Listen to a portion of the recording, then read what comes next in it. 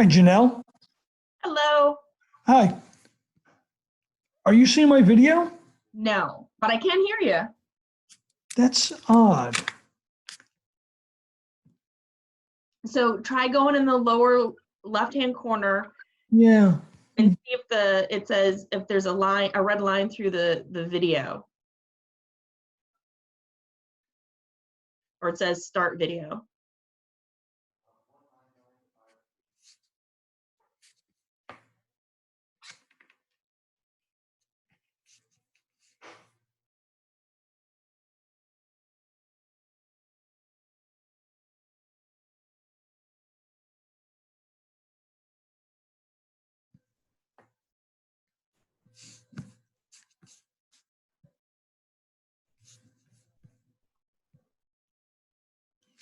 Yeah.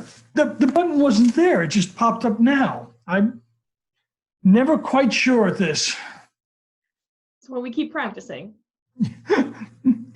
Hopefully we can stop practicing someday. Someday. By the way, someone was asking me about parking, off-site parking requirements. And I had thought I remembered it being 2 off-site parking for residential. But when I go and look in the code, it seems like it says 1 for residential. I'm looking at the code now. Yeah.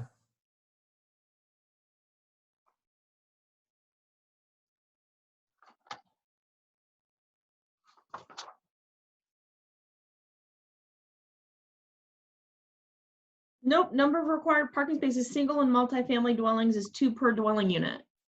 Which section of the code are you reading that in? 19761E. Okay. It's interesting, 19761E.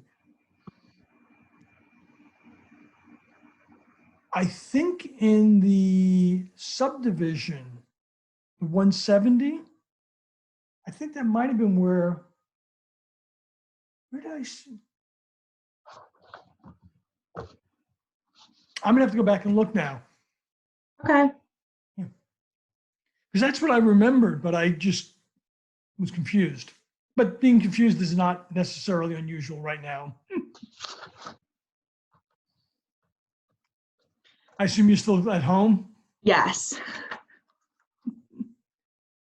God, I wish the weather would get better. I mean, See, that's the one thing I'm kind of enjoying, the fact that the weather's not as nice, so then I don't feel so bad from being home.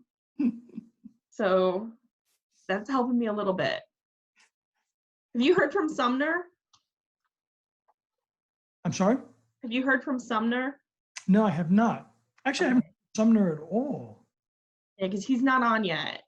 He might just be running late. Mm-hmm.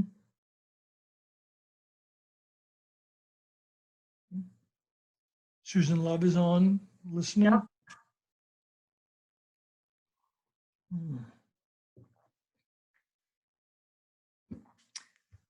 Yeah, I did get the There he is. tomatoes in this weekend. So I'm not going to survive a summer without tomatoes. There he is. Good. Sorry, I was having another Zoom call for a gender reveal, which is something I'd never heard of before, for a niece that lives over in the UK. Wonderful. All right. And is it a boy or a girl? It's a boy. Yeah, that works better. All right. Okie dokie. So did last time we met, well, actually, never mind. I'm sure Janelle will explain where we are. So No, it where says- we are, go ahead. I'm sorry, it looks like we have 11 participants. Is that right? Yes, we've got 8 people listening to us today. Yep. Okay. So where we were left off last time is I was going to put just an outline together of kind of like thinking of where we should be going based on the conversations. I've also done a lot of research from what other places have been doing. And I'm going to tell you, a lot of places have just been doing straight out, you're building so many more extra feet above freeboard. So a lot of places have been doing just freeboard plus 3 feet or freeboard plus 2 feet to address sea level rise across the way, and not just addressing the intermediate line. And I know our task was to look at the intermediate line for certain things and other things. So I'm going to share my screen because I'm going to share it and see if this works. I know we're talking about sea level rise, but as Sumner knows, there's a bigger picture. So, and there's a lot of subcommittees working on different things. So I thought, instead of calling the section of code, where I found a place to put the section of code, that we could call it resiliency, because that would cover anything that the floodplain subcommittee might be coming up with, the hazard mitigation team might be coming up with, and what this subcommittee could be coming up with. So I just put like something real quick together, just to kind of get like a general purpose, you know, the use of the intermediate sea level rise for the most current inundation maps that DENREC's using, you know, and then I kind of started breaking it down because, again, as we've talked about, this is kind of like a 3-step process for us. Start with our critical facilities that we have the ability to maintain a little bit better, look at new development and then redevelopment.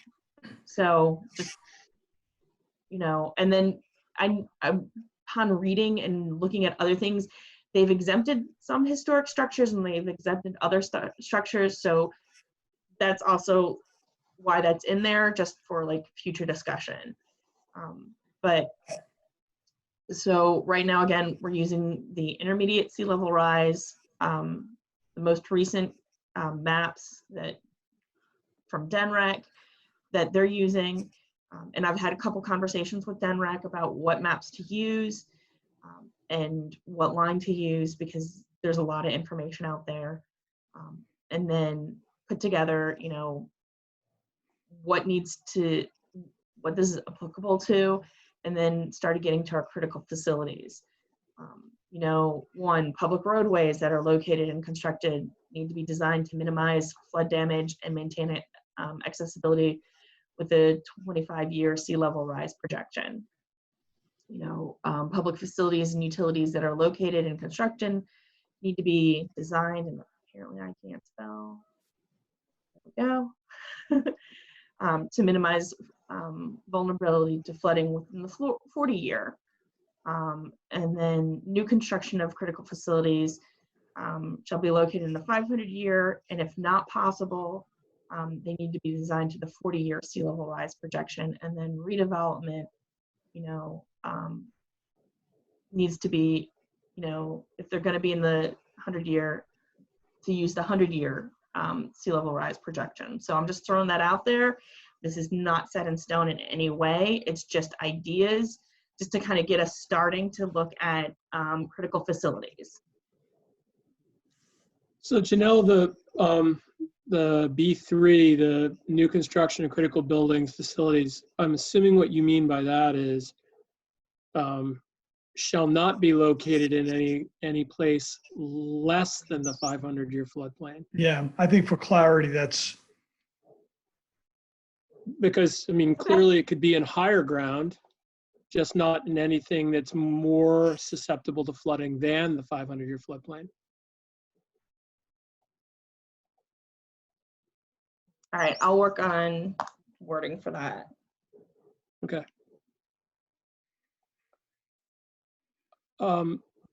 So just a quick thought on the historic structures. Yep. Or just the way you frame that. You know me, I appreciate what others may be doing, but I think we have to make sure that we're doing what's right for Lewis, whatever that may be. I don't have an agenda or anything regarding historic structures. I just want to make sure we're doing what works for us, even if it might be a little different than what other towns and cities around the state have been doing.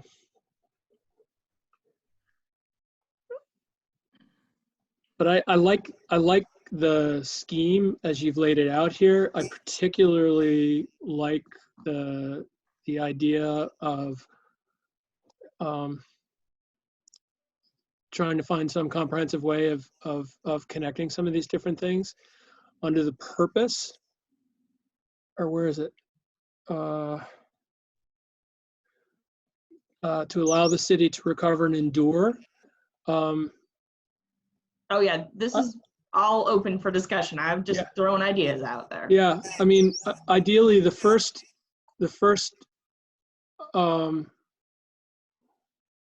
sort of piece of good defense is just being well prepared. We should prevent, there should be something about prevention of environmental impacts, I guess is what I'm thinking. Do you know what I mean? Gotcha. But, these are just initial thoughts, but. And, one of the items that I think we need to put in the parking lot, that we captured, but, and I did not get a chance to attend the floodplain meeting this week. It's tomorrow. It's tomorrow? Okay, good. Tomorrow. I thought it was yesterday. But yeah, brought this up many times that the hydrology report is not very conservative. And what we're seeing happening in the Midwest right now is just another data point. I mean, they had 1 inch of rain in 15 minutes. And we're seeing that being a much more common event. So, while we're dealing with sea level rise, the bigger picture that this all is fitting underneath is resiliency. And I really would suggest, as we've done before, that we need to go back and make sure that the assumptions or the boundaries we're using in the hydrology report are meaningful. Well, and along those lines, I mean, the state of the science is developing and somewhat changing almost daily these days. Just in the last week, there have been several articles that have come across my, I'll say, news feed about some scientific evidence that backs up the idea that storms are getting stronger. Yes. So, just to add to the complication here, I mean, and I don't mean the regular rainstorms, I'm talking the cyclone type storms. I mean, look at this. This is the first cyclone. We're not even into June.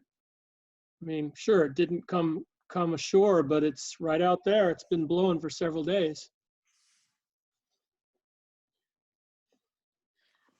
So Tim Richard had a question about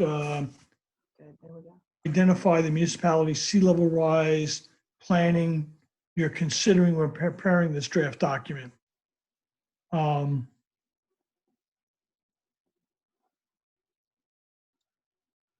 assuming that's a question for Janelle. What do I have? Let me get my big folder out. It's big.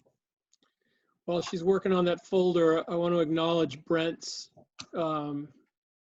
comment. That's exactly the issue. The water warms. For both cyclonic and also for just general, these heavier rainfall events are right. And as we know, it's not just rainfall. There have been several larger storm events that were attributed to warmer ocean water. Correct. Or winter storms. So Virginia Beach, Norfolk, Virginia, Dorchester County, there have been a lot of different areas in the region that I've been looking at to get information, some information from Maryland. So we've been looking at all of that. That's where I've been kind of looking at other information just to get ideas. I'm going to tell you most of them just literally did the straight out 3 feet above freeboard. One of them actually did, even if you're outside of the floodplain, you were raising all of your structures 16 inches above freeboard. So they just did straight out 16 inches for anything outside the floodplain and 3 feet if you're in the floodplain. I don't think that was the route we wanted to go, so I put this together. Right, and I've talked to several communities like down in Florida and in Georgia, and they just chose a fixed number. It really was tied to the curve, but it became a fixed number. And I think the way we're doing it allows us to update it every 3 years as the new curve comes out. Yes. So it's accomplishing the same thing, except we're making it clear what the source document is. So, Kay, I haven't looked at a whole lot of New Jersey because I haven't come across a lot from there for sea level rise. But I will definitely continue to look. I'm continuing to become an expert to get as much information. And again, back to Brent's point, this is why I thought that the better title would be resiliency than sea level rise, because we can take that broader picture. If you look at like letter C, just looking at straight out resiliency, which I know the hazard mitigation team is looking at. When they get back together, they've got a lot of strategies to look at, which I think could end up in a code that could help address, not just what we're trying to look at is sea level rise, but how do we address, and prepare for those more extreme rain events, while we're subsiding and, sea level rise is all hitting and the water table's coming up. So, I think that's why I kind of made this a little bit broader. Yeah, I really like that. The nice thing about that is that it allows us to sort of frame each of those topics that you just listed and start to drill down on each of them as they relate to that bigger picture. I've been thinking a lot about the groundwater thing since we last met. Wondering if it isn't worth engaging with the folks who, the Delaware Geological Survey, for example, to get some sense of how that groundwater situation might change in the time frames that we're talking about here. To be able to get a sense of the groundwater role in the, on that curve. Many areas around here, and particularly the areas that might be interesting for future building, future annexation, they're out in areas that may be fairly low. And if the groundwater is rising, that changes the picture. Yeah, and I think we'll get to all of, especially for the new development, we get to that new development section and I think, Tom, you wanted to do that one next. I just put redevelopment because I went critical facilities, redevelopment, new development. Those can flip for, what levels do we want to look at there. But are we liking this start? Any suggestions to add to this?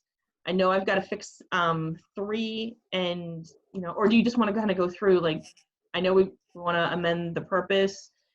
Well, just for Sumner's benefit, the timeline we're looking at is for new development, trying to get something by the end of the year. So we'll do this one first, and the floodplain and the buffers, and then the next step would be to move to new development and shoot for the end of the year. And then redevelopment, which is going to be the one that's going to be more difficult, we'll have learned our way through, and then that would be something we would start next year. So on the critical facilities piece, I think it's implied in here that each of these different categories has a different sort of associated or expected lifespan. Mm-hmm. I know we've sort of kicked this around, but I'm just wondering if we need to be a little more explicit with that.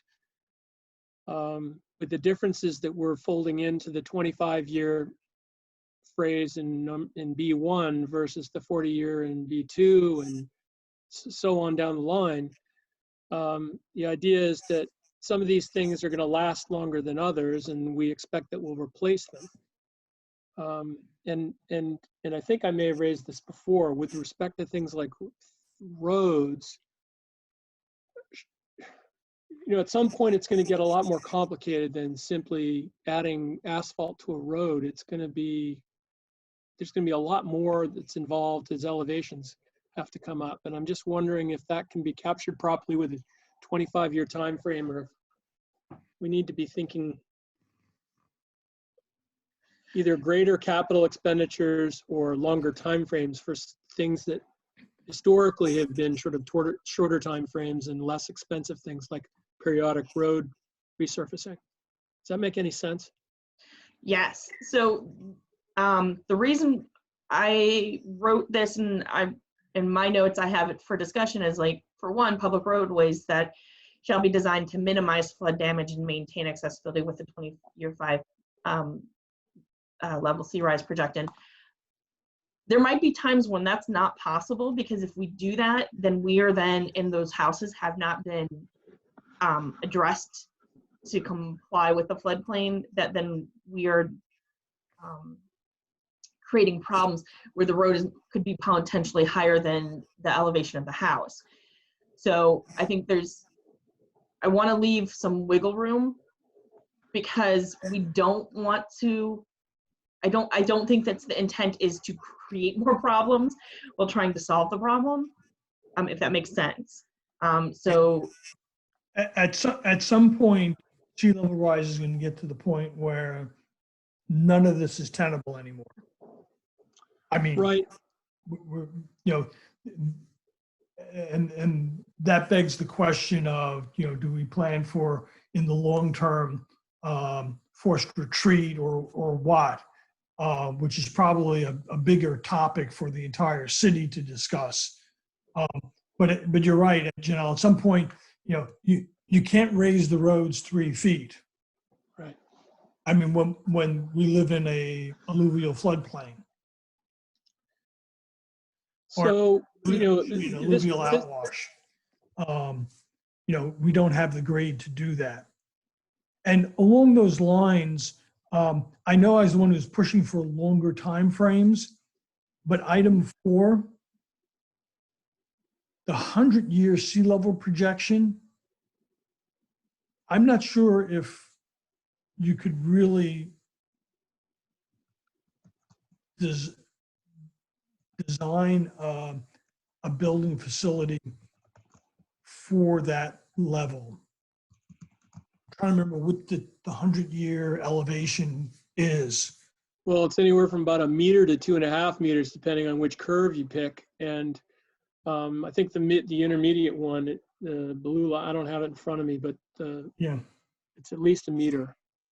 I think it might even be more than that, because it might be a foot. It might be 1.5 meters.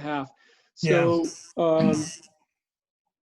the whole reason I bring this up about these different time frames and so on is, I guess I've just always looked at this differently than this critical facilities path, and that is, if we have this table, if we have this curve through time, we can also look at the landscape of the city and see where the water will be based on those curves at a given point in time, right? So, for any year looking into the future, if we want to hang our hats on that blue line in the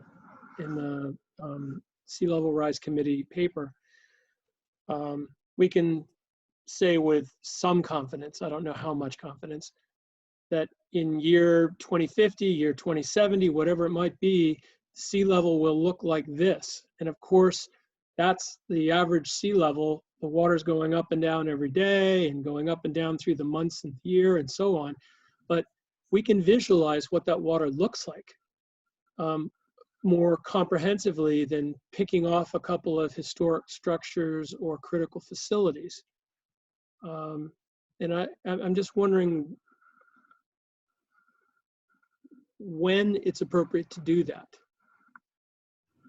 So going back to the first question about the 100-year, I just picked a number because I was just putting things out there for discussion purposes. I can tell you in a lot of the research and a lot of the papers I've read, 100 years was a bit too far out for a lot of people because that's beyond their lifetime. It's a little bit harder to grasp.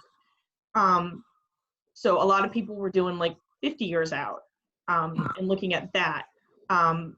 So like those critical facilities to me are the water treatment plant, you know, the big things that really need protection. So if you don't like the 100-year, we can come up with a different number. I was just throwing that out there because we understand that that number is going to change at that time. And what do we want to protect and how far do we want to protect it? We could do it, I mean, just like you did in item 2, even though you use the shall, you use the word minimize vulnerability after it, which gives you wiggle room. And you could do the same thing in here, shall be reconstructed to include, to minimize the impact of 100-year flood rise. Because as it's written now, it's a shall statement and it doesn't give you any out. And the 100-year flood by the old map, by the old curve, was 1 meter. But I think by the new curve, it's 1.25 meters or something like that.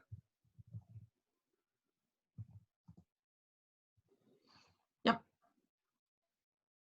I can take a look at that, not a problem.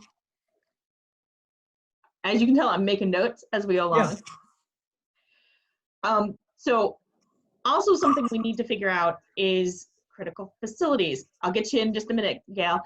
Critical facilities, there's a definition in the code of critical facilities. I want to make sure that definition meets what we are looking at for critical facilities here, because it includes hospitals, it includes nursing homes, it includes the fire stations, it includes, you know, city hall, the police station, treatment facilities. So just understand, well, we're talking about critical facilities, our definition includes all of those. Well, and I'm assuming this has been some topic in the mitigation committee. At some point, it's also all the other aspects of emergency response infrastructure. For example, the plumbing that goes to the fire hydrants, things like that. Yeah, that could all be, you know, the sewer and the water lines, you know, are we going to raise those up? So that I don't think is in the definition, but I can get that up there. All right. Well, actually, sewer and water lines are really a separate issue. I mean, they're below grade. They're in water in many places now, and the design of those requires that they be flood proofed. So good. BPW has gone in and put in watertight covers underneath all the manholes, so that you don't get inundation for that. So that you know, that portion of the infrastructure is already covered by other you know, design practices from this perspective, whether it's electrical buried, water or sewer.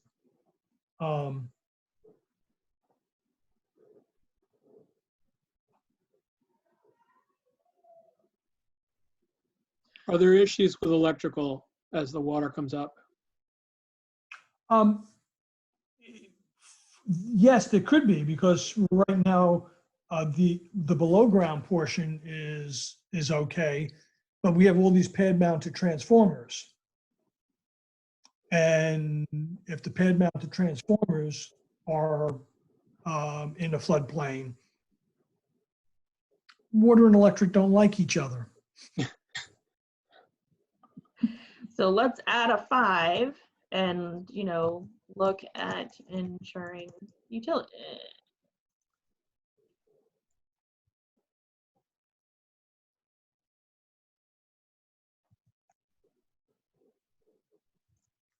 Right. Yeah, we've had, Tom, you and I have had conversations about the thing that Brent's saying about below ground versus hanging electric on poles. Mm-hmm. Given the last couple of days, I think there's value in that. And I'm assuming the BPW is committed to putting things underground where it makes sense moving forward. It's harder to do with the, with all the stuff that's in place already. Well, actually, our code, the 170 subdivision code, requires all new subdivisions to be underground. And BPW has passed a resolution that any extensions or changes have to be undergrounded. So, And just so everybody knows, we'll take this to BPW, to get their feedback, because we need to make sure that they're on board with this as well. mhm. So I'll take care of that when we get further along. So are we good with me adding a number 5 to look at somehow ensuring and minimizing impact to utilities? Sure. I think, like I said, the BPW design standards should cover that, and the subdivision design standards. So, but it's to be all complete. So I know I've raised this before, and I don't know how it fits on the scale of critical or not, but there are already some stormwater, some aspect of the stormwater infrastructure, I'm thinking particularly over on the Lewis Beach area, that is starting to run up against water gradient issues. Is that, do we have a plan today for addressing that? Does that need to be a part of it? I mean, if we've got standing water sitting along Cedar Street where the stormwater drains are, backing up because the water's high enough so much of the time, that starts to impact the way people are moving around. So as we've discussed, there's a flooding study being done for West Cedar Street to take a look at how do we address some of those things. So I think we were going to start looking at some of that for the redevelopment. And there's also another major potential change that's coming down the line. It's called MS4, which requires treating all stormwater effluent before it's released to any body of water. There are several test cases being done up north right now, and the next phase is actually in the western part of the county, believe it or not, because of the location around Salisbury. But eventually, we fully expect that we're going to have to do something with the outfalls. But until we get better guidance from DENREC on what that's going to be, the BPW is not moving forward with anything. But we have approximately 20 outfalls to various bodies of water. And, we're hoping that as the industry moves forward, there'll be better treatment because we're kind of landlocked in a lot of those spots. So yes, stormwater flooding and MS4 are kind of tied together, but there's nothing actively being done other than for new developments, making sure that they go in properly. Right, I think there's a lot of things that will allow for, once we get into past the how are we addressing critical facilities, even when we get into redevelopment, I think that then we could end up going back and changing some of our critical facilities items based on discussion about how do we deal with redevelopment for utilities. And utilities will include, of course, wastewater and those pipelines, because to me, it's water, sewer, stormwater, electric, or all types of utilities, because that's coming in up in the chat. So how do we Yeah, address and those in sea level rise? And in answer to Tim's question on the wastewater treatment plant, um, because it's built in the 100-year floodplain, we actually have an elevation certificate for it. And the lowest elevation, I'd have to go back and pull the elevation certificate. I looked at it several years ago. We have several feet of freeboard to the flood elevation. Even though the plant sits on the ground, there's no entrances. You have to climb up ladders to get to anything, and there are watertight doors on anything that's low. So the wastewater treatment plant for the near term, the next 20 to 40 years is fine. But we, it's something that we're gonna have to continue to monitor as things change. Does that include the relevant elevations of the outfall and, the effluent disposal, I guess I'd say? Are there issues with that? Sort of similar to what I was saying with stormwater. I will have to look into that, Sumner. It's a pressurized discharge, so it's not gravity, and it goes to the canal. I'm not sure about that. Okay. Okay, so I'm going to get us back onto our critical facilities. What else are we missing? What else do you guys want to add? Do you think this is good that we can honestly start, if I make those changes that we've discussed, looking at the purpose, making sure we look at those other things that we're ready to move forward with getting this ordinance moving forward, or what do we want to do?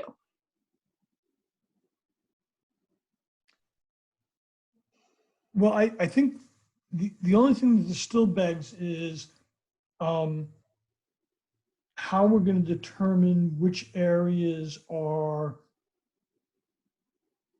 impacted. We're going to use the 100-year floodplain map, is what you're saying? Yeah, as we talked last time, I'm sorry, let me get my thoughts together here. The problem we have is that there is no such thing as a 500-year floodplain map for the area. Right. And, so if we only take the 100-year floodplain map and say buildings built within the 100-year floodplain have to be elevated for sea level rise, we're going to miss all the run-up effect of the land around it or connected to it. Or do we say that this is going to be something that is for the entire municipality of Lewis? And what would be the downsides of that? So right now, the way it was written was very broad, that it was for the city of Lewis. So, because if you look at like critical facilities includes the hospital, right now the hospital at the worst case is not impacted by sea level rise. It gets close, but it's not completely impacted. Now some of the roads to get to the hospital are. So, do we want to just focus on one thing, or do we just want to take a holistic approach and like, okay, we know it's coming, it's going to impact a large portion of the city. So do we just want to look at it a holistic approach? And I think that's why we kind of did it. And that's why I put the historic in there, because I kept coming across, exemptions. And that was just one of the exemptions. But if we look at it, I'm just trying to think of what I agree with the approach. I'm just trying to think of what the downside. Are we getting ourselves into something that we're not thinking about at this point by doing it that way? Wait, are you saying because there isn't a 500-year floodplain map that's published, and you're referencing a 500-year flood level? Is that what you mean? Oh, me? Yeah. No, what I'm saying is that I was trying to figure out what the applicability of this ordinance was going to be. Is it all zoning districts within the municipality, or are we trying to tie it more to the floodplain ordinance? And the thing, I like what you did, which is that it's the whole city.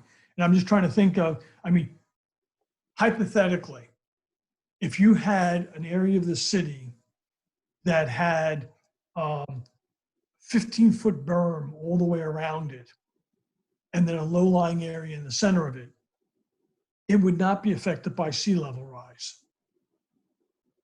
Unless the groundwater came up.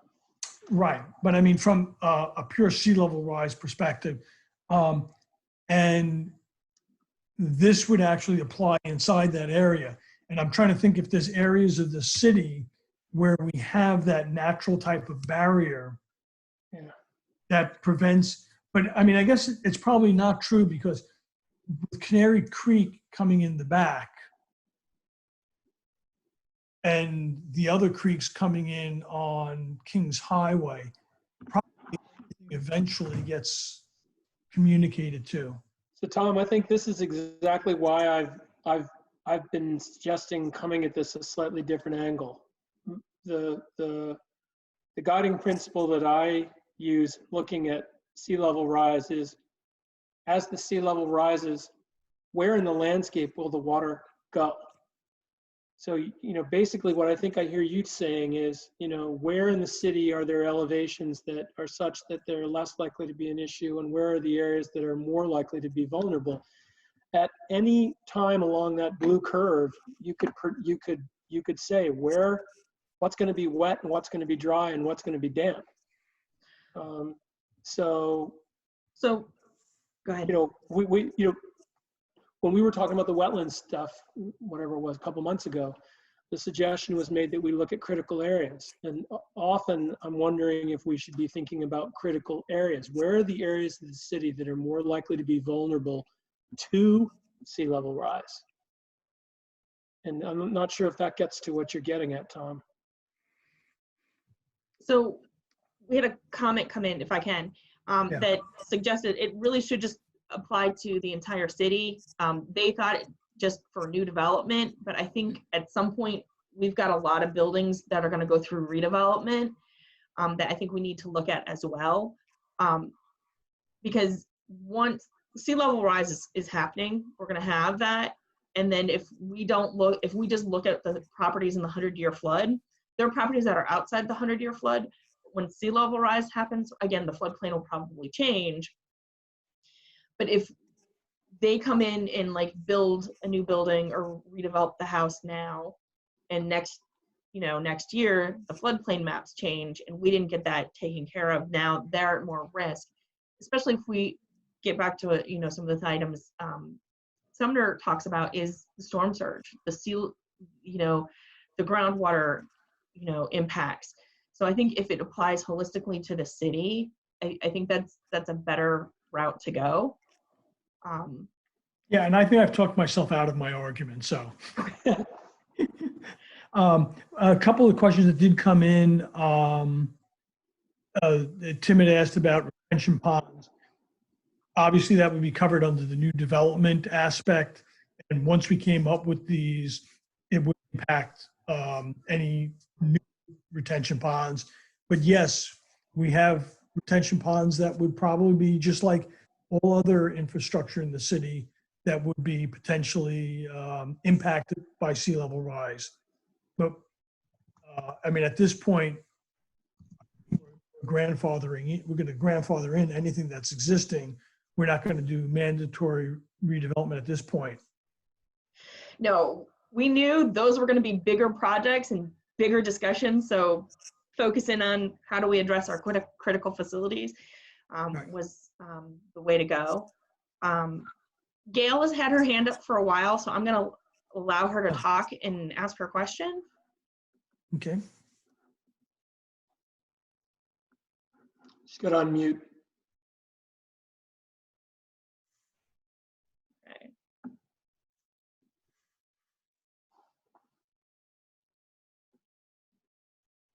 Gail, can you unmute?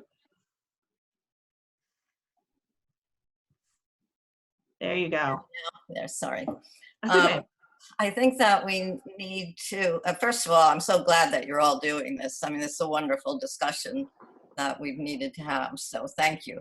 But I think that we need to consider the federal regulations in everything that we do, because remember in one New England town that I visited during one of the storms a couple of years back, they couldn't rebuild because they didn't, in order to get federal funding to rebuild, their historic structures didn't meet the federal guidelines.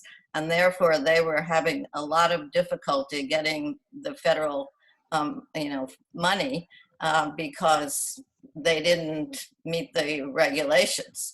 And so whatever we do, we need to make sure that at a minimum, we're in line with whatever the federal regulations are to get funding for rebuilding. And I don't know if you've looked into that or not, or how we work that into this. That's one question. And especially with regard to historic buildings, because this particular town had sort of an inner harbor with a lot of old historic buildings on it, not unlike our downtown canal would be similar. And it's very difficult to, to fix those buildings or do anything to meet the federal guidelines. And so we need to be looking at that to make sure that it's all working together. Right. Go ahead, did you have? Thanks, Gail.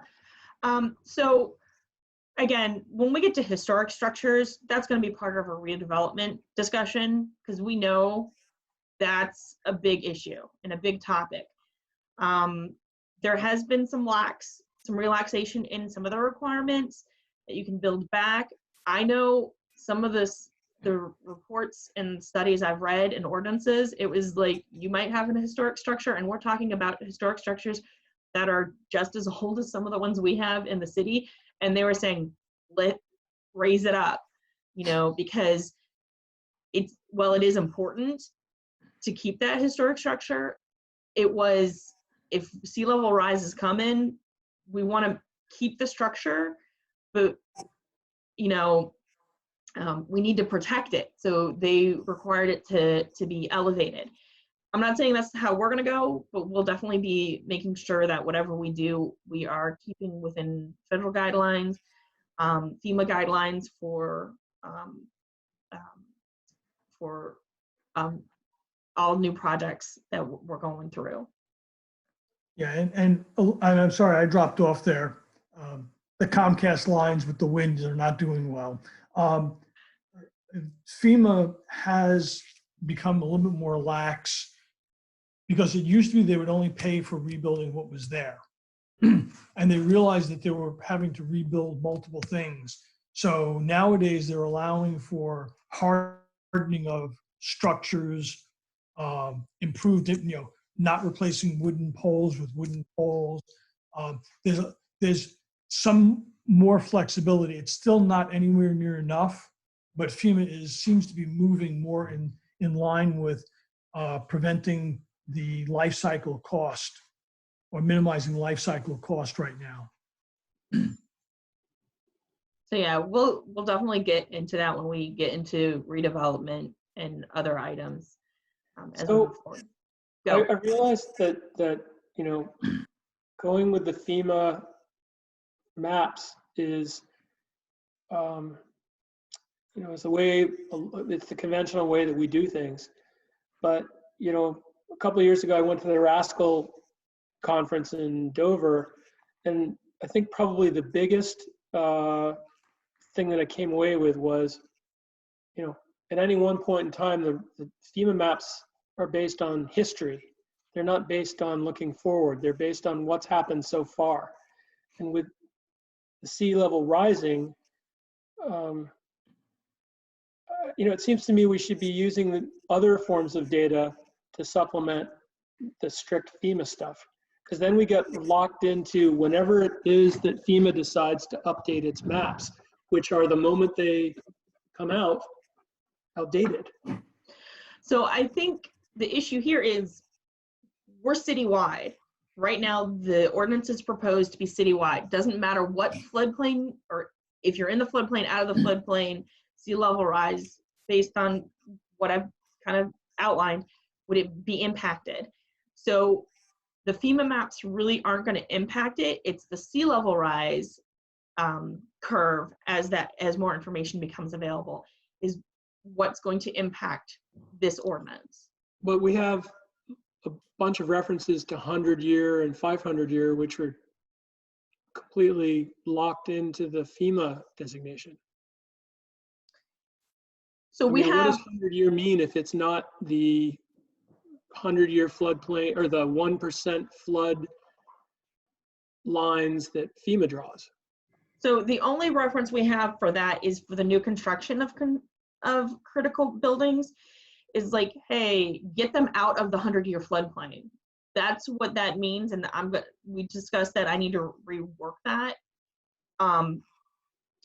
because the intent there, and that's the only reference to floodplain in the outline right now, is for new construction. It's like, hey, if you're going to build it, don't build it in the 100-year floodplain. Build it 500 or because critical facilities you don't want in the 100-year floodplain because there's more impacts that could happen to them.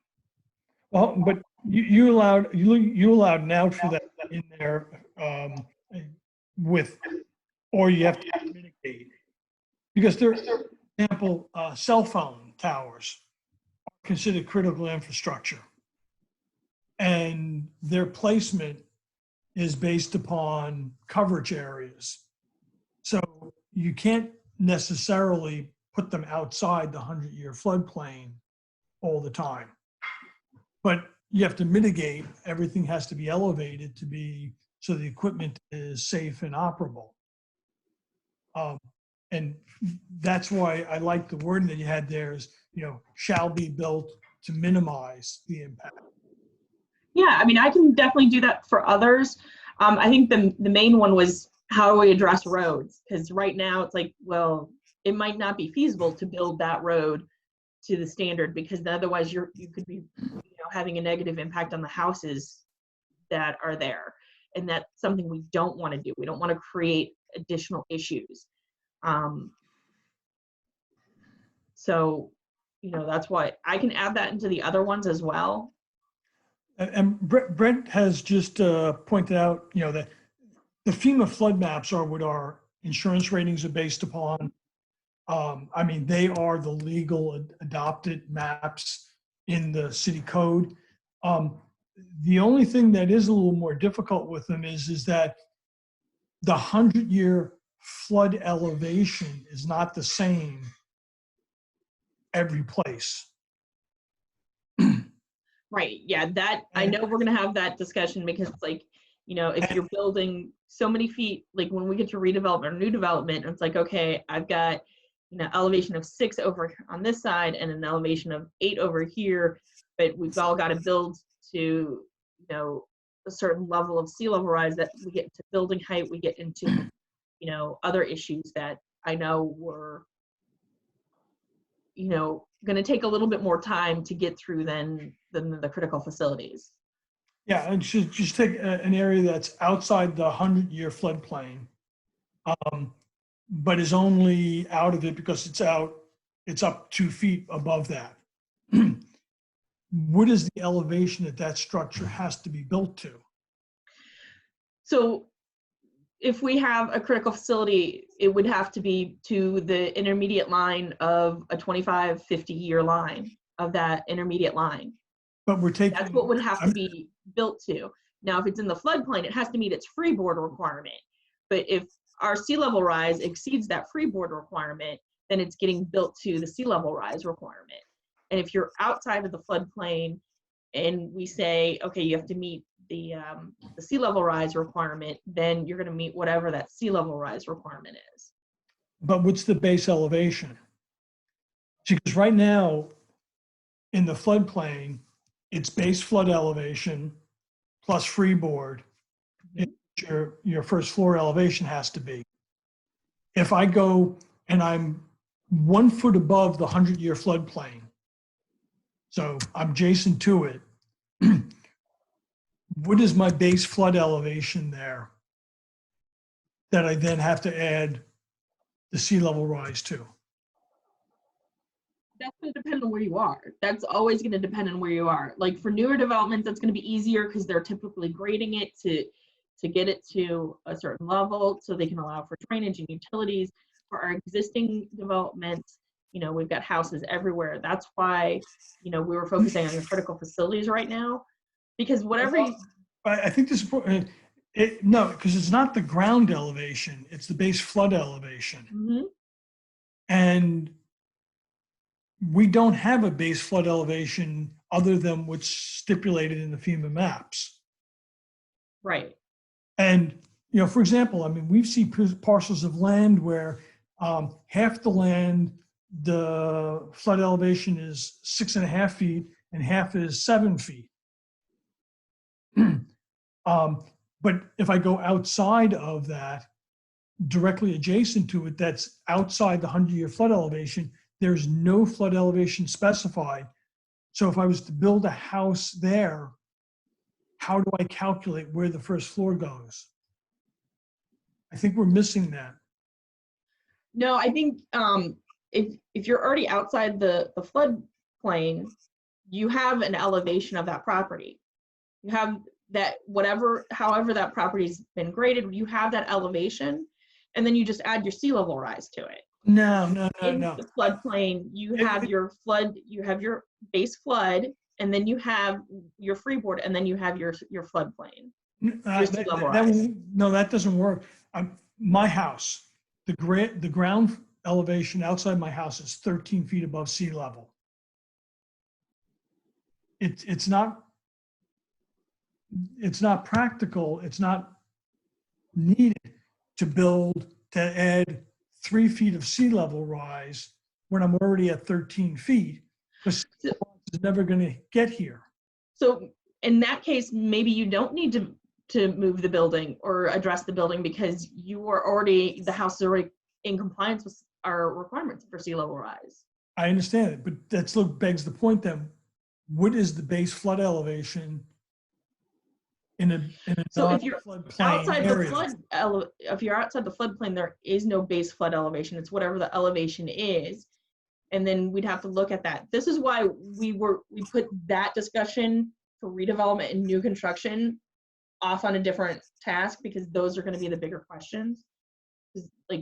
So, you know, it's easier to discuss the critical facilities and focus on how we're addressing, you know, like the roads and the other things, because sometimes, you know, maybe the road doesn't need to be elevated, maybe it's already in compliance, but you know, in 10 years when we get new data, it might need, when it has to be repaved or redone, then maybe it needs to be elevated a little bit. I know what you're looking for. You want to know what is the base, and then how do we address sea level rise? So the fire department, the elevation of the ground of the fire department is something like 15 or 16 feet. Okay. That's a piece of critical infrastructure. If we were going to build a new fire department right where this one is, what would be the minimum elevation for that building? I think it's going to depend. You're trying to put a minimum elevation, and it's going to be parcel specific, because it depends on what you are at. So if your house is at 12 feet and the fire department's at 15, do you need to be further elevated, or are you fine based on what the sea level rise? If the sea level rise says, you know, it's going to be 10 feet, well, fire department's already above the sea level rise elevation. Your house is above the sea level rise elevation. Either I'm being very dense or, but I recognize it's parcel specific, and that's why I chose, let's talk about a parcel of land. The fire department gets torn down. We're going to put a new fire department there. How do you actually calculate, based upon the ordinance that we're proposing here, what that base flood or what the ground floor of that building has to be at? Because we're saying it has to be sea level rise or some elevation plus sea level rise. But what is that some elevation? So my sense is right now the building code specifies that if you are in the 100-year floodplain, Yes, then it has a process. It has a strict set of numbers, 18 inches above the elevation listed on the floodplain map above, correct. So, and as Brent has been suggesting in the comments here, if you are outside of the V or AE zones, I believe, then you don't have to do anything. I don't think our code says anything outside of the FEMA zones where elevations are specified. So, I mean, you bring up a good point, Tom. If we're assuming that, and this is kind of why I've been saying all these things about other ways of looking at the landscape, because as sea level rises, there are areas that are not designated by FEMA right now. They don't fit in the FEMA calculus for elevations, but they do activate in a sea level rise scenario. Do we need a more continuous way of looking at the elevations across the city so that we can do the parcel specific review? Well, I'm going to go back. I apologize for beating a dead horse, but if you're only out of the flood elevation by 6 inches, and so you're 6 inches above what the 100-year flood elevation would be, and sea level rise is 3 feet, 6 inches, yes, you're not subject to flooding now, but with the 3 feet of sea level rise, you will be. So what is that? And I'm keep going back. We need to, just like the flood ordinance in 197 specifies a base flood elevation, we need to be able to point to something that's going to say how you calculate what the starting point is that you're going to add numbers to. Right, and we'll get there when we get to development, new development, redevelopment. But for critical facilities, you got to think you might not actually have to do anything if you're out of the floodplain and your elevation is high enough that you're already in compliance with what our sea level rise ordinance is going to do and require. I understand that, but if you're out of the floodplain, but if the fire department was 6 inches above the floodplain. So when they have to rebuild, they'll probably have new FEMA maps that'll have changed, and we'll probably have new sea level rise information that they'll have to comply with. Everything's going to be a site specific when you are outside the floodplain. When you're in the floodplain, it's much easier because you have the base flood elevation. But when you're outside the floodplain, it's going to be a little bit more site specific, figuring out what your elevation currently is. And I agree with that, but we need to put some guidances that, I mean, who gets to choose what the site specific number is? You've already decided that. It's the intermediate line. The intermediate line is whatever your sea level rise is. So if you 3 feet above what though? I'm not. You're looking at whatever the grade is, the adjacent grade or the grade of the land. So, so again, this is why we didn't get into this discussion. This is why we were trying to focus on critical facilities, because these are bigger topics that we'll have to look at when we're looking at new development. This point of what we start off with as a base underlines all redevelopment, new development, and critical infrastructure. I mean, it is the starting point for all 3 portions of it. Where you are in the landscape and what elevations are on that parcel and are relevant to the structure that's already there. Those, that varies. I agree with Tom. Yeah, but it's going to vary. And so like, I've been doing site plan review for a very long time, and they always have your first floor elevation or your finished floor elevation. They're always showing what your elevation is. So if we do that elevation and it's like, and that's below what the intermediate line is or is not in compliance with that, then they'll have to raise it. But it's going to be that site specific. You can't go blanket Okay, hold so, on. line so across but- the but, city. One second, because one They're second. all different. The intermediate line is not an elevation. but it is. Additive to an elevation. Well, the intermediate line, okay, I haven't done a very good job of explaining this. I still may not perfectly be able to describe this, but the intermediate line is a probability-based number for elevation above the mean sea level as expressed over the last epoch, which is like 1983 to 2000 and whatever. I mean, that art document that you sent around, Janelle, does a really, really, really nice job of explaining all the aspects of sea level rise calculations. So this is why I've been saying all this stuff about elevation. I mean, whatever the figure is at 25 years or 40 years on the blue curve, that's to add to mean sea level as it's defined in 2000, I think was the number that John Callahan and crew used, right? So that's a number that you can pick. That's an elevation, an absolute elevation that you can reference to NAV D88 or whatever number you want. It doesn't necessarily tie to FEMA lines at all. So every property in the city and every other property in the landscape can be evaluated in terms of its freeboard relative to that number, whether it's above or below. And that's So- why you have the engineers and the surveyors when they do their site plan and their building permits, because you know, when this gets adopted, I'm being positive there, it's gonna get adopted, that, you know, building code's gonna have to look at it, maybe the planners are gonna have to look at it to make sure that that elevation is in compliance with the sea level rise item based on where it is. But if It's you don't gonna tell an be- engineer how to calculate it, you're going to get every engineer calculating it differently. And I can guarantee you the city's engineer will not agree with the developer's engineer. And I'm an engineer.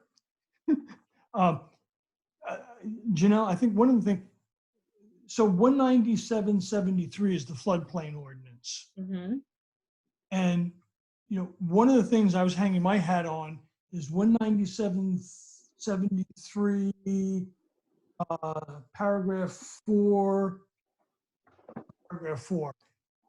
The city of Lewis may identify and regulate new local flood hazards or ponding areas. These areas should be delineated and adopted on a local flood hazard map using the best available topographic data and locally derived information such as floods of record, historic high water marks, or appropriate study methodologies. So our current code allows us, and I've actually talked to FEMA up in Philadelphia, you know, to delineate other areas. And that's what, you know, FEMA Philadelphia had suggested is that to cover these types of issues, we use this portion of, and this comes out of the federal code. But what's clear is that you have to have a local flood hazard map, because there has to be some base that you tell everyone that for this area, this is the base and this is how you calculate what the first floor is. And you So- give it to a surveyor and engineer, because you can't, an engineer is going to go out there and look at it and say, this is high enough or it's not high enough. Is it or isn't it? It's a you know, yes or no evaluation. And again, this is, the city adopted the FEMA maps. So we already have the FEMA maps saying what our hazards are. But as Brent pointed out, and I probably have not been saying well enough, is that if you have an elevation 15, 16, Hello? you're not going to be impacted by the sea level rise because you're already above it. You know, so you don't need that additional freeboard that we have for properties that are at an in the AE that are at a 5 or a 6, because then you definitely have that, you know, you're definitely at a lower elevation where you know, you're already in a floodplain. We know you're going to flood. So I think, you know, what we're looking to do is, you know, if you're at an elevation 16 and we look at the sea level rise, because it's been mapped, you know, a lot of places have the maps. If we say it's going to be intermediate and we think it's going to be, you know, 0.9 meters, we can look at it and like, okay, well, you know, you're at a 16, sea level rise isn't going to get there. Yeah, but that, and I take Brent's point there, but that is an extreme. Go to the other extreme, which I keep on pointing at. You're 6 inches above the 100-year floodplain, or you're 1 foot above the 100-year floodplain. Those are the we need to be concerned about, because those are the ones that are going to flood first. So Tom, this is kind of where I came from. It's interesting listening to you. I don't think it doesn't need to be as complicated. I think the FEMA maps complicate things. If we look at more of a bathtub approach, and I realize that doesn't include the sort of storm surge type stuff, but if we look at water level and we start moving the water level up or down, depending on what year you pick on that curve, it shows you what properties are going to be affected. It allows for that 6-inch question. It allows for the 1 foot question that you're asking. So, you know, if, you know, I can make a map in the next couple of days if you want, that shows what part of the city of Lewis would be underwater, you know, once a day at the year 2050 or 2070 based on that blue curve, you know, and so it comes down to which time frames are we picking. It in your critical infrastructure sort of rubric that you have, Janelle, you know, depending on what letter A, B, C, or D, whatever, you pick a different time frame on that blue curve. That determines a different elevation. You can say which ones are or aren't, and then, you know, you calculate on top of that whatever freeboard you want to add to that. So let me share my screen again, and we're going to go to the Noaa sea level rise mapper that, right, you know, you can take a look at, and you're going to see sea level rise isn't going to impact all of the city. So let me show it. So this is the city, and I'm showing the sea level rise. So at 3 feet above sea level rise, above the mean higher water mark, this is what sea level rise looks like for the city, which again is close to that 1 meter item. You know, we go to 4 feet. There we go. Zoom in a little bit. You're going to notice a lot of places still not impacted. So, well, while it's going to be citywide, parcels of the city are not going to be impacted by the sea level rise ordinance and have to comply with that, because even at 4 feet, they're above it. At 5 feet, they're still above. So a lot of the properties in the city won't have to elevate above to the intermediate line. Can you stop right there for a second? Above it. Janelle, can you stop right there? Yep. So the elevation of the winter storm Jonas, at least is recorded at the Lewis Ferry dock on January 23rd, 2016, was just a little bit shy of 5 feet above mean high water. All right, so that was the flood extent. You're looking at basically the way the floodwater worked in Winter Storm Jonas, okay? But keep in mind that today's sea level is sort of illustrated as mean high water.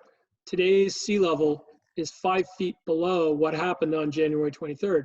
So whatever level we pick, through time, there's going to be a certain frequency of flooding that goes above mean high water. So at some point in the future, the sea level is an average.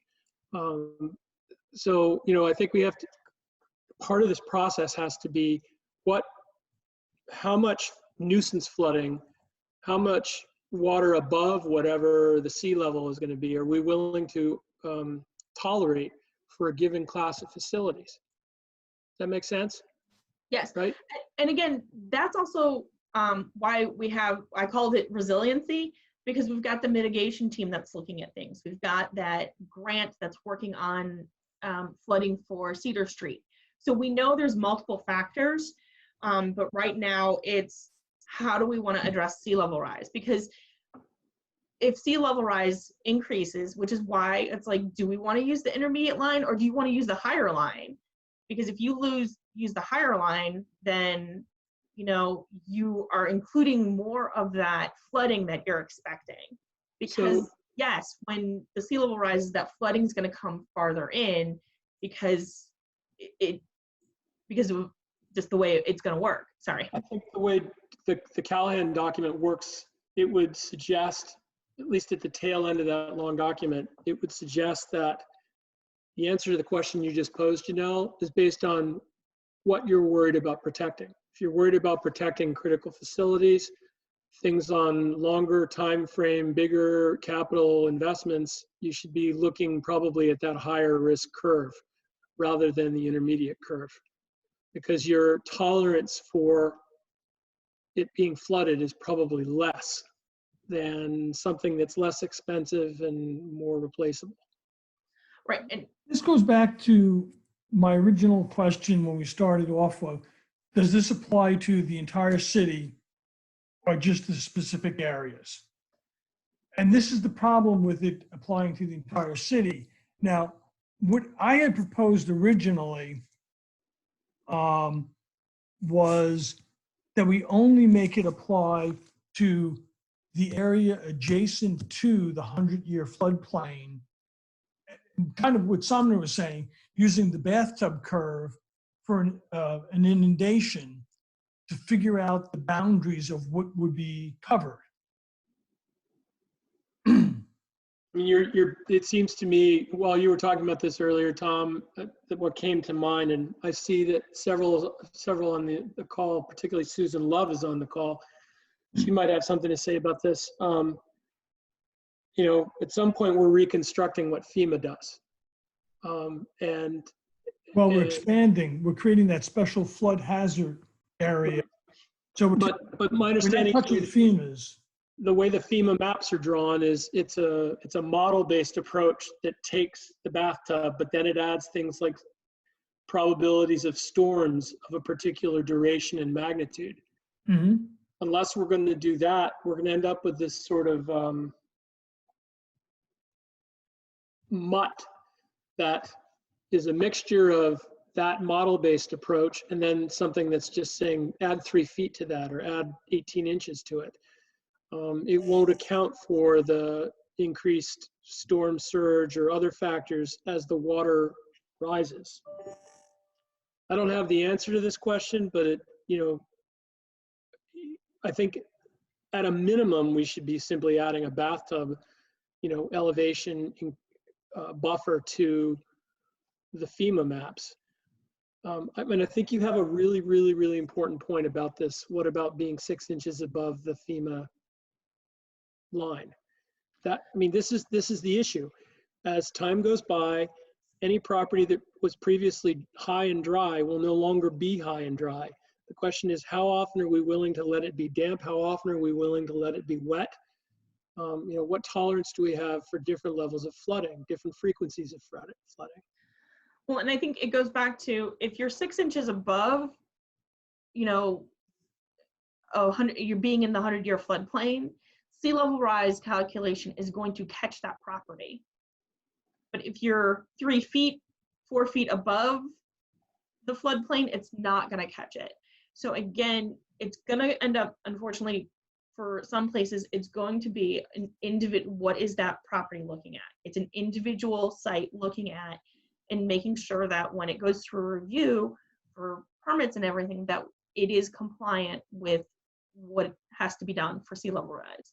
And going back to my point is that the problem is that there isn't a 100-year flood elevation. It's property specific. Actually, The Tom, 100-year Susan Love, elevation for out on New Road is different than the 100-year flood elevation on the beach. And which is, I put in the comment, what I originally proposed was to try to address that is you used the 100-year flood elevation that for the adjacent property, and then you added the sea level rise and the freeboard onto it so as a means of choosing a stake in the ground. So Susan Love has just suggested that's basically what the state did in Executive Order 41 with their FRAM map. I can't remember what the acronym stands for, but they basically took the 100-year floodplain and added 3 feet, which is basically what we've been kicking around. I think that's why a lot of the cities, because of this discussion, said you're just doing 3 feet. And if you're inside the floodplain, add 3 feet, outside the floodplain, add a foot, add 16 inches, whatever, because then it was straight up across the board. You knew what you were doing. And I know we're trying to, I know that wasn't the way you guys wanted to go.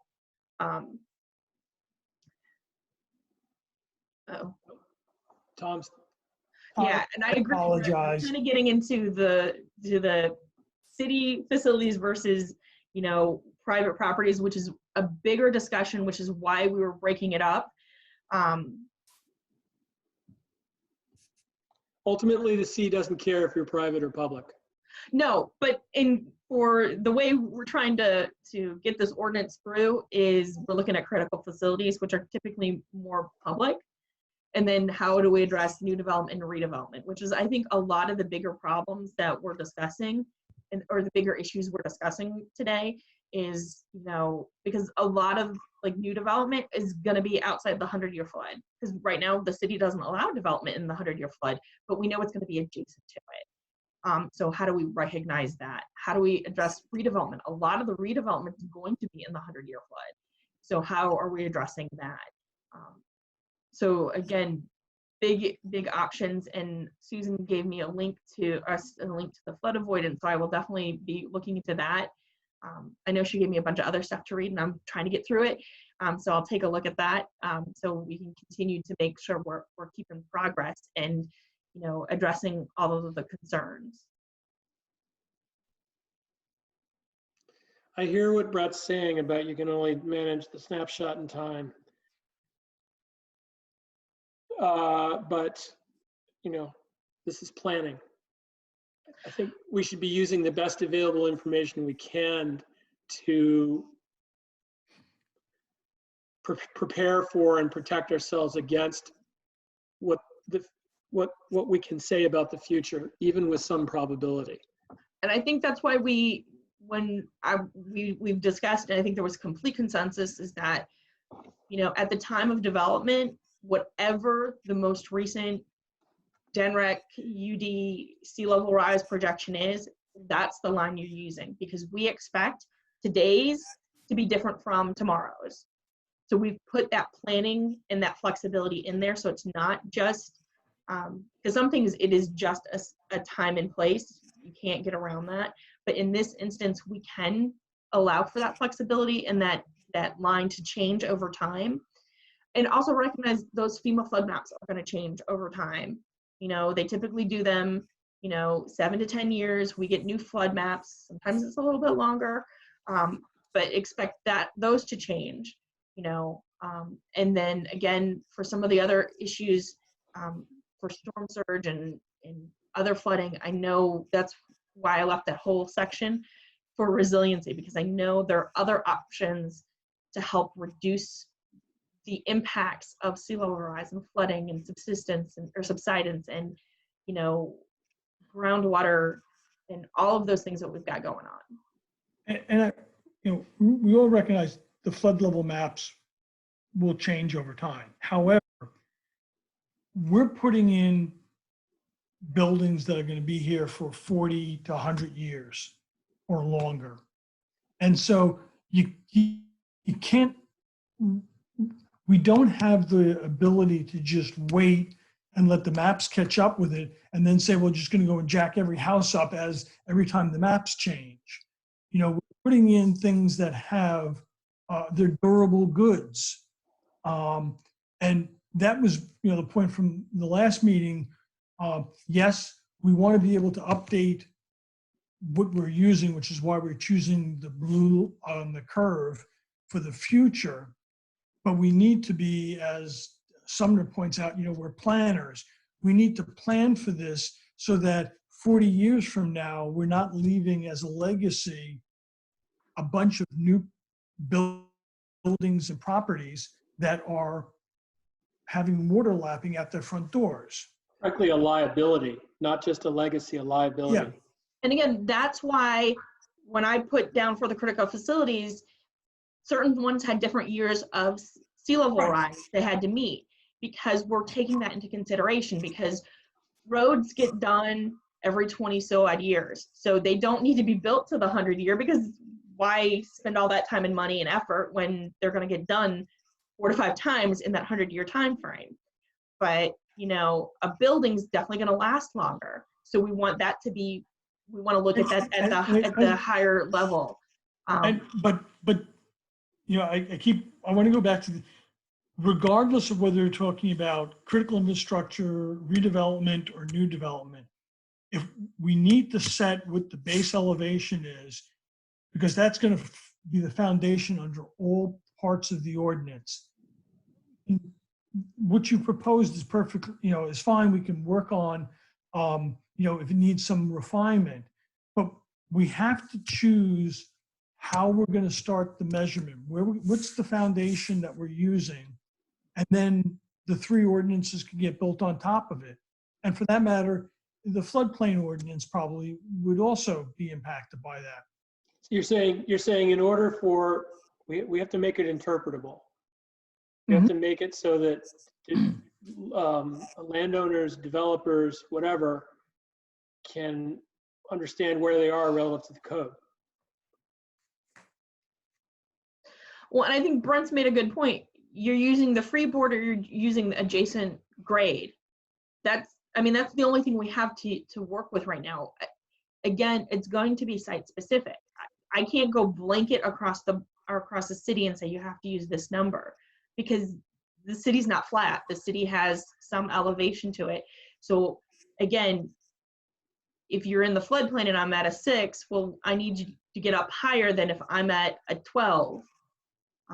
The way I've been taking Tom's question here is, I'll talk about the areas that are outside the 100-year floodplain. You know, Tom, correct me if I'm wrong, but you're looking for some elevation, and I've referred to mean sea level. That's an absolute number. You're looking for a number, a base, a datum, effectively, from which numbers are calculated, correct?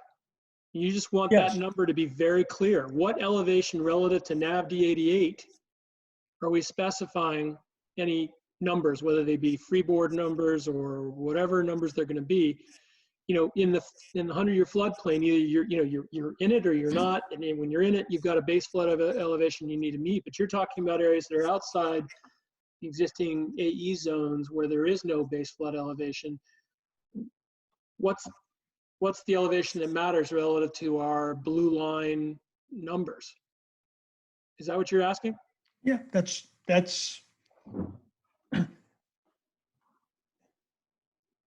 right. And to me, I think that becomes, it's a parcel specific item, because it depends on what the elevation is. And I know you're concerned about, hey, I'm 6 inches above.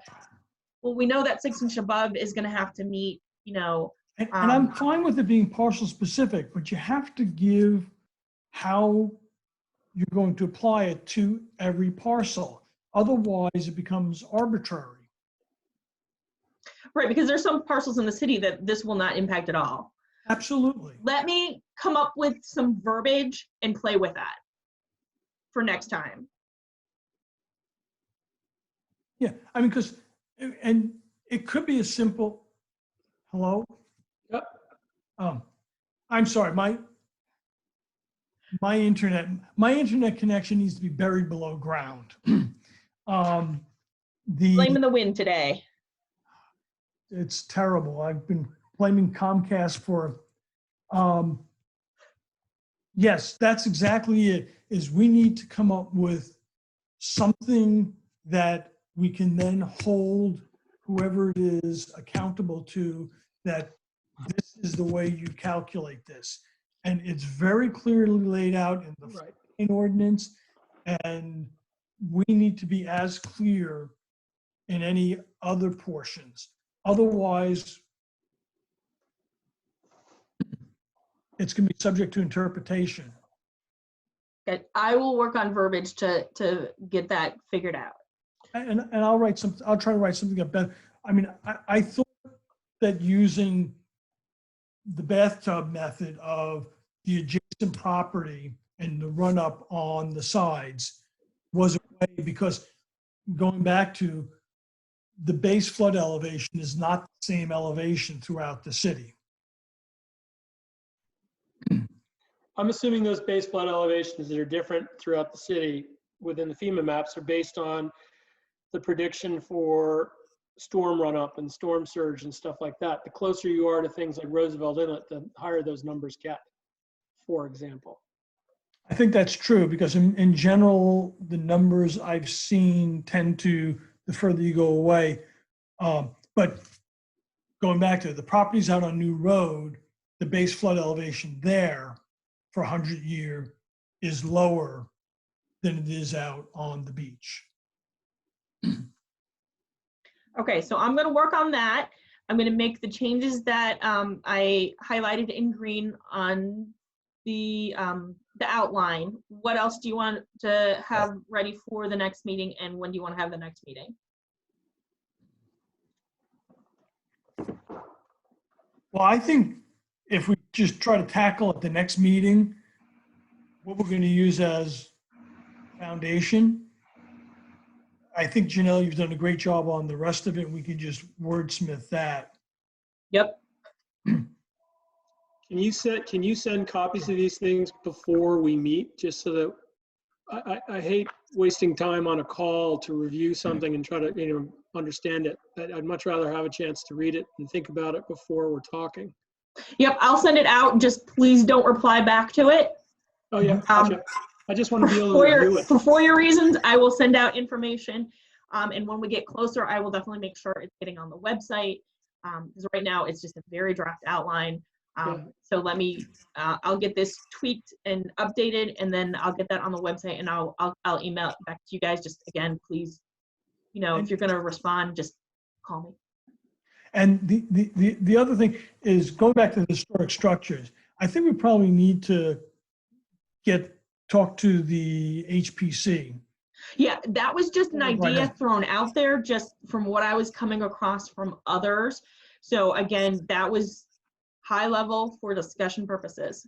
Well, because I mean, I know it's down the line, but this is one that has some real serious outside ties, because my understanding from back when I was chairman of the HARB in my old town is, if you raise a structure, you lose its National Park Service historic designation.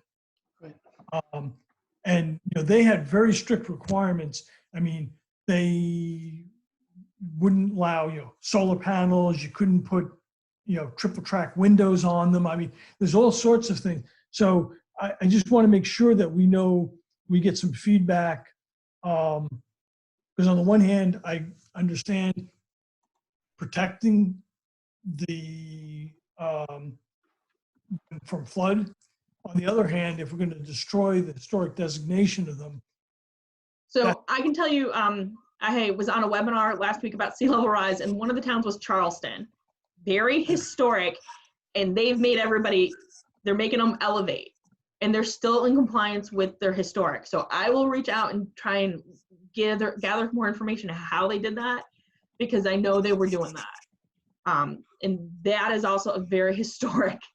Oh, yeah, absolutely. City I'd be with, curious you to see, know- is their historic designation state historic or is it national?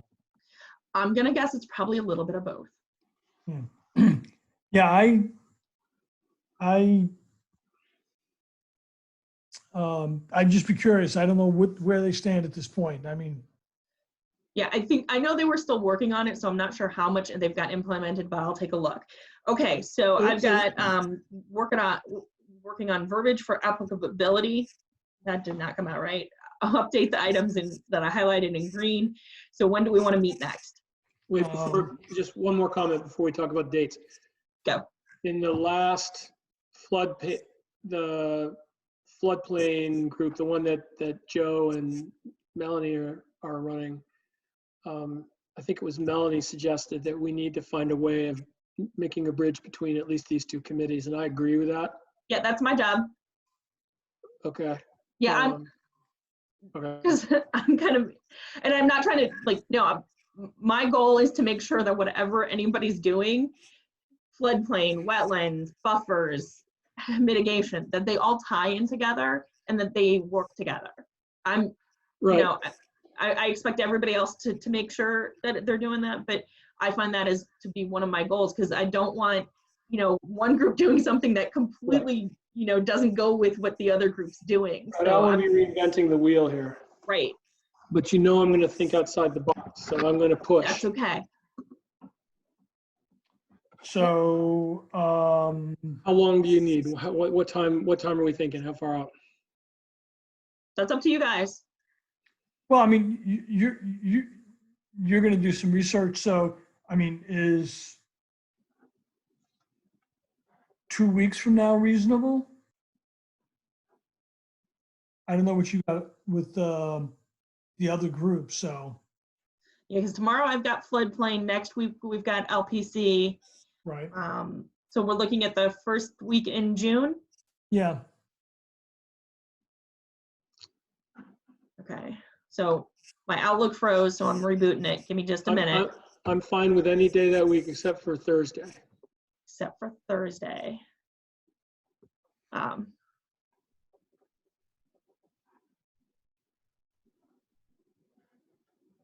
June 3rd at 11. Sounds good. Works for me. Okay, I'll set it up. I'm gonna guess we're still gonna be in a Zoom meeting. So I'll set it all up. All right, great. Thank you. All right. Thanks, everybody. And if you've got anybody has questions, just email me. Happy to, and I'm talking to more or less anybody on the attendees questions, just go ahead and email me. Yeah, I just want to say it verbally here. I really appreciate all the input and feedback that we've been getting in the chat. I think it's been fabulous, and I really appreciate everything that everybody's been saying. Thank you. Yeah, I agree. Yes, thanks, everybody. All right, and we'll see you guys in 2 weeks. Okay, great. All right, take All care. right. Everybody have a good day.